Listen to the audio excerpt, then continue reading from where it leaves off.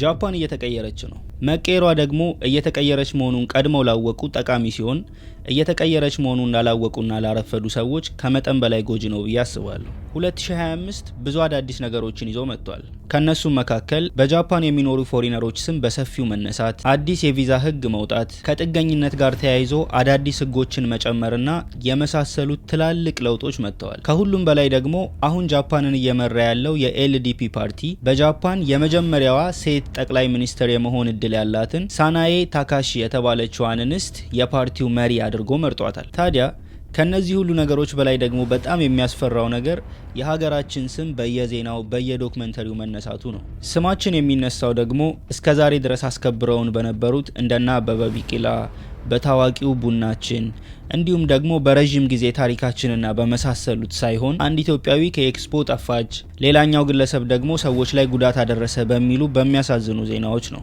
ዛሬ በዚህ ቪዲዮ በ2025 የተቀየሩ ዋና ዋና የጃፓን ህጎች፣ አሁን ላይ በየዜናው ስላለው የሀገራችን ስም፣ የጃፓን ህጎች መቀየር ጃፓን ላይ በምንኖር ፎሪነሮች ላይ የሚያመጣውን ለውጥና ከዚህ ለውጥ ጋር ተያይዞ ከወዲሁ እኛ መዘጋጀትና ማድረግ ያሉብንን ነገሮች ያጠቃለለ ቪዲዮ ይዤላችሁ መጥቻለሁ። ቪዲዮ ከመጀመሩ በፊት ማሳሰብ የምፈልገው በዚህ ቪዲዮ ላይ የምጠቅሳቸው ነገሮችና የምናገራቸው ነገሮች በሙሉ በራሴ ከተለያዩ ዜናዎች፣ ከተለያዩ ሰዎች እንዲሁም ደግሞ ከተለያዩ ዶክመንተሪዎች ላይ ሪሰርች አድርጌ ያገኘዋቸው ስለሆኑ በድንገት ስህተት ሊሆኑ የሚችሉ ነገሮች ቢኖሩ እንኳን እናንተም በራሳችሁ ቀድማችሁ ቼክ ብታደርጉ፣ በተለይ እንደየሰው ኬስ ስለሚለያይ ሁላችሁም እናንተ ያላችሁበትን ስታተስ ቼክ በማድረግ በራሳችሁ ሪሰርች አድርጋችሁ እንድታረጋግጡ አሳስባለሁ። ምክንያቱም እኔ እዚህ ጋር ያወራሁትን ነገር ብቻ አምናችሁ እንድትይዙ አልፈልግም። በዚህ ከተስማማን ወደ መጀመሪያው ጉዳይ እንሄዳለን። በ2025 ጃፓን ምን አዲስ ህግ አወጣች?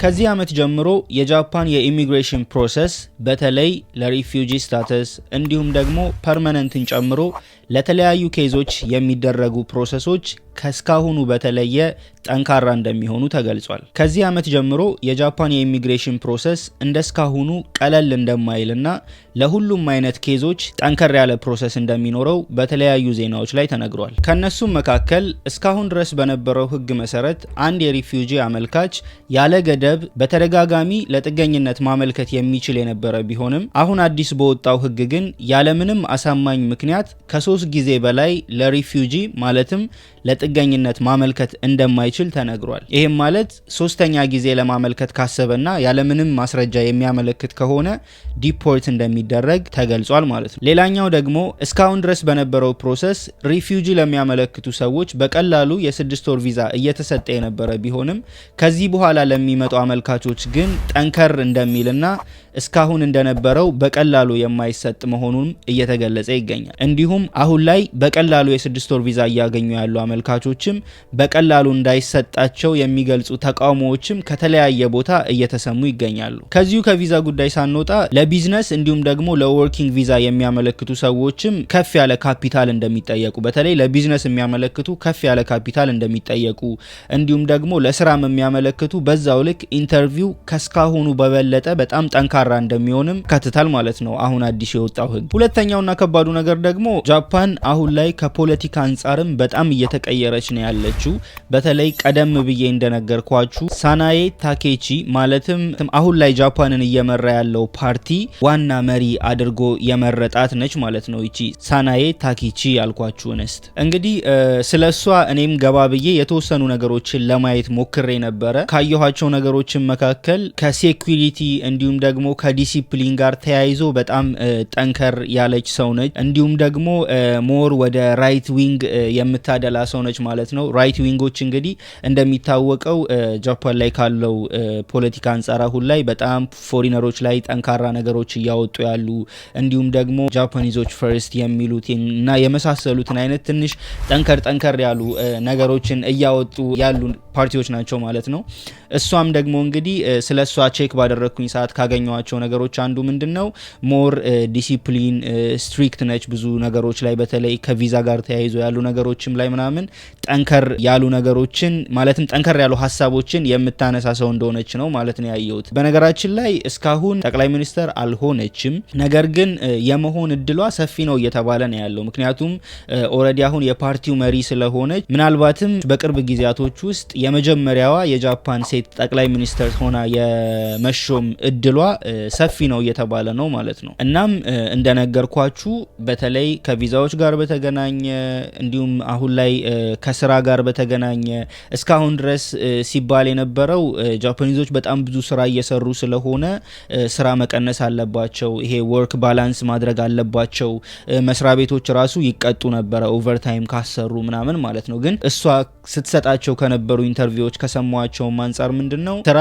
እንደዛ የሚባል ነገር አያስፈልግም፣ ሁሉም መስራት አለበት፣ ተሰርቶ ነው መለወጥ ያለበት፣ ያለው ህዝብም ትንሽ ስለሆነ እንዲህ የመሳሰሉትን ብቻ ከነበረው ጋር ተቃራኒ ምናልባትም ከሰሟቸው ነገሮች መካከል በጃፓን ለውጥ ውስጥ ትልቁ ለውጥ ሊሆን እንደሚችል ነው እሷ ከተሾመች እንደተባለው ማለት ነው። ማለትም በጣም ብዙ ትልልቅ ለውጦች እንደሚፈጠሩ ብዙ ሰዎች ሲናገሩም አይቻለውም ሰምቻለሁ። ሌላኛው ስለ ሀገራችን ስም ነው።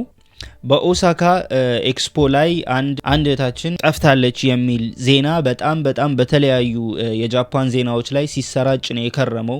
በተጨማሪም ደግሞ ዶክመንተሪዎች ሁሉ ሳይቀሩ እሷን ኢንተርቪው እያደረጉ በጣም የተለያዩ ዶክመንተሪዎች ተሰርቶባታል። ጭራሽ ከዛም ባለፈ ደግሞ እሷ ላይ በተሰሩ ዶክመንተሪዎች ውስጥ እንግዲህ ካየዋቸው መካከል አሁን ላይ ማለትም በዚህ ዓመት በ2025 ብቻ ኢሚግሬሽን ለጥገኝነት ያመለከቱ ኢትዮጵያውያን ከ149 በላይ እንደሆኑ ነው የተጠቀሰው ማለት ነው። እንግዲህ ዩቲዩብ ላይ ገብታችሁ ዜናውን ማየት ትችላላችሁ።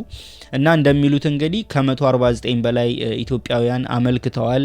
እንዲሁም ደግሞ እሷንም ኢንተርቪው እያደረጉ ባለው ቪዲዮ ላይ እንግዲህ አብዛኞቹ ማለትም ከግማሽ በላይ የሚሆኑት ኢትዮጵያውያን ሲመጡ ቀድመው ተዘጋጅተው እንደሚመጡ አስበውበት እንደሚመጡ በቀላሉ ለመስራት እንደሚመጡ እንዲሁም ደግሞ አመልክተው ብቻ በቀላሉ መስራት እንደሚችሉ የሚገለጽ እንደዛ አይነት ሀሳቦች የሚገለጹበት ዶክመንተሪዎች ነው እያየውኝ የነበረው ማለት ነው።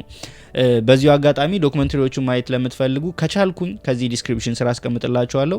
ካልቻልኩኝ ደግሞ እንግዲህ ላይክ ኢትዮጵያን ሪሌትድ ኒውስ ብላችሁ ዩቲዩብ ላይ ገብታችሁ በጃፓንኛ ሰርች ብታደርጉ በቀላሉ ብዙ ዶክመንተሪዎች ስለሚመጡላችሁ እነሱን ገብታችሁ ማየት ትችላላችሁ ማለት ነው። ሌላኛው ደግሞ በጣም የገረመኝ ነገር እንግዲህ በዚሁ አጋጣሚዎች ናቸው የሀገራችንንም ስም አሁን ላይ ያለው በጣም እያጠለሸውና እያበላሸብን ያለው ብዬ አስባለሁ። እውነት ለመናገር እስካሁን ድረስ ኢትዮጵያ ስለሚለው ስም ሲነሳ ብዙዎች ትልልቅ ሰዎች አበበ ቢቂላ እንዲሁም ደግሞ ወጣቶችን ቡና የሚሉ አሉ። ብቻ በጣም በብዙ ጥሩ ነገሮች ነበር የሚነሱት ስማችን።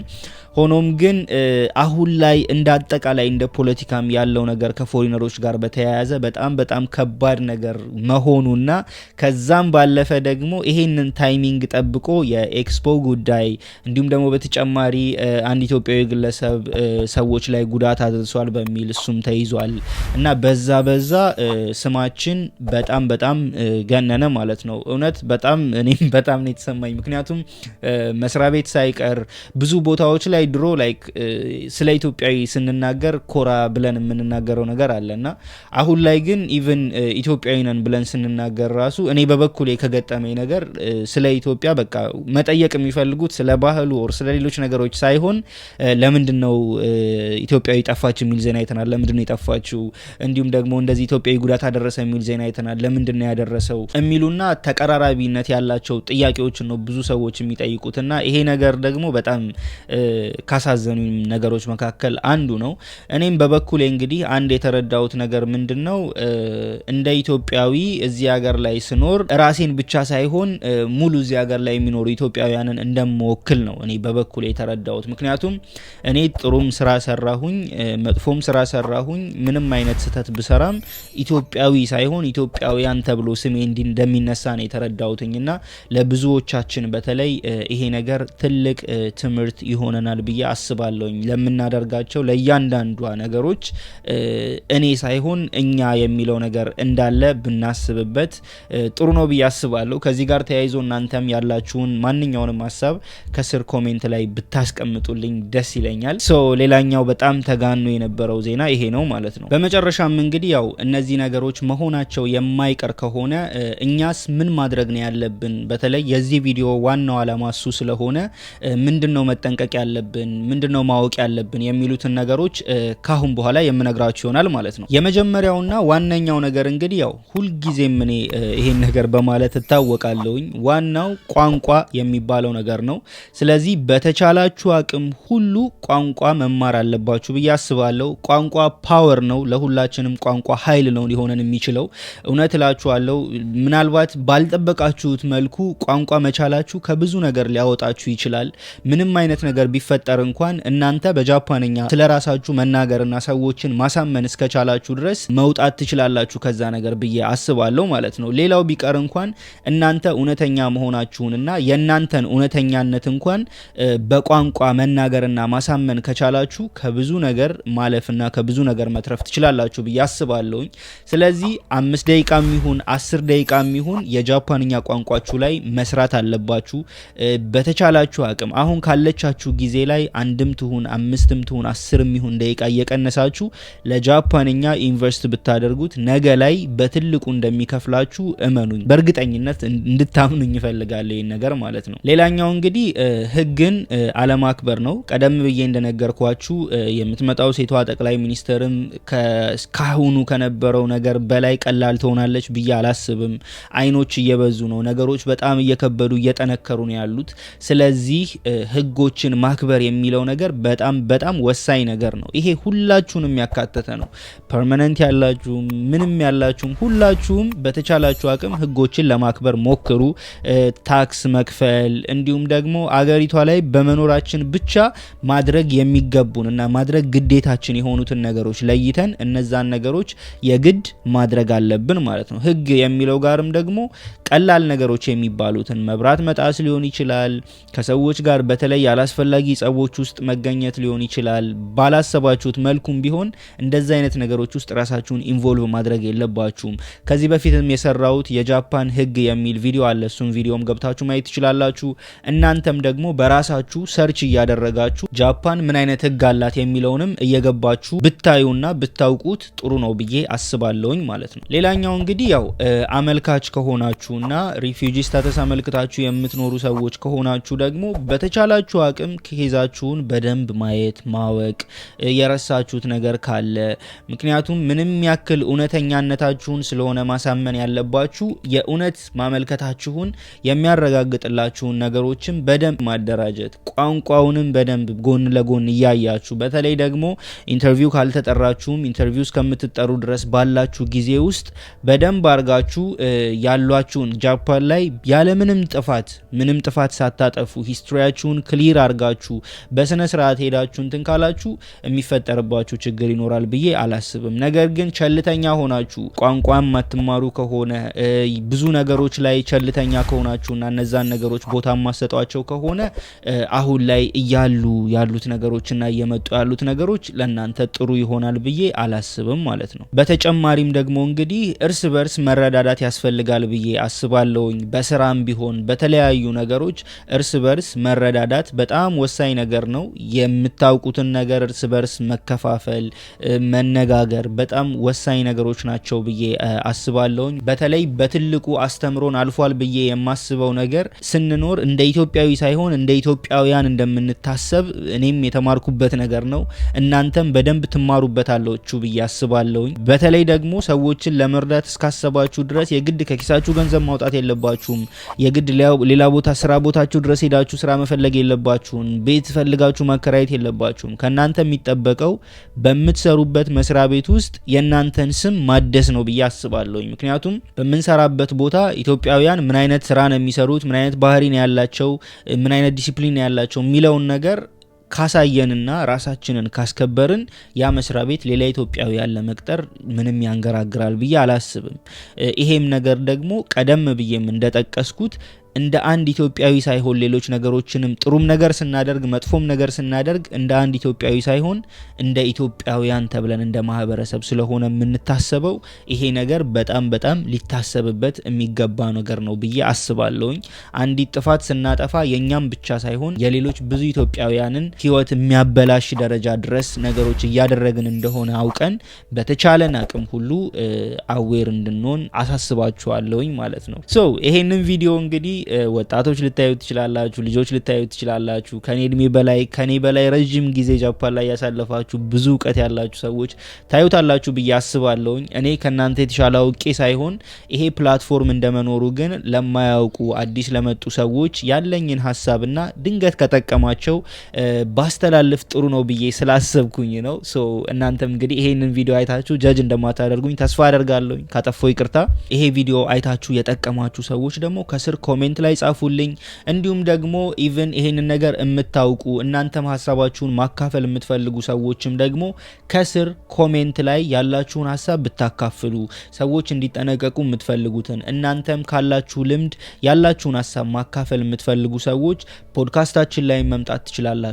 እንዲሁም ደግሞ ከስር ኮሜንት ላይ ብትጽፉልን ሌሎች አዲስ የመጡ ኢትዮጵያውያን ኦሬዲ ከመጡ ቅርብ ጊዜ የሚሆናቸው ረጅም ጊዜ የሚሆናቸው ገብተው ኮሜንቶች ያያሉ ብዬ ስለማስብ ከስር ኮሜንት ብትጽፉና ሀሳባችሁን ብታጋሩኝ በጣም ደስ ይለኛል። ይሄንን ቪዲዮ እስከ መጨረሻው ስላያችሁት በጣም አመሰግናለሁ። የሚጠቅም ነገር እንዳገኛችሁበት ተስፋ አደርጋለሁ። በቀጣይ ቪዲዮ እንግዲህ ሌላ ባበደ ቪዲዮ እመጣላችኋለሁ ማለት ነው። እስከዛው ላይክ፣ ሼር፣ ሰብስክራይብ ማድረጋችሁን እንዳትረሱ። በቀጣይ ቪዲዮ እስከምንገናኝ ፒስ አውት።